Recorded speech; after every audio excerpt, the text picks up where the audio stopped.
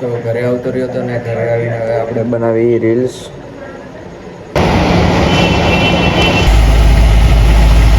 Hello guys, good morning, જય માતાજી. તો ઉઠીને નાસ્તો કરી લીધો હતો. નાસ્તો કરીને હવે આપણે જઈએ કારખાને. તો હવે કારખાને જઈએ આપણે. તો આગળ બન્યા.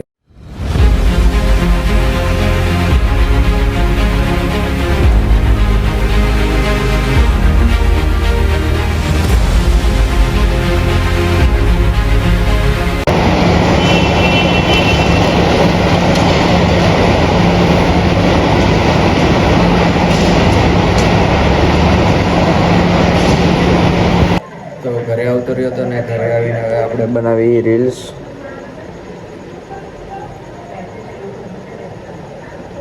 તો ચાલો હવે રીલ્સ બનાવી લઈએ આપણે.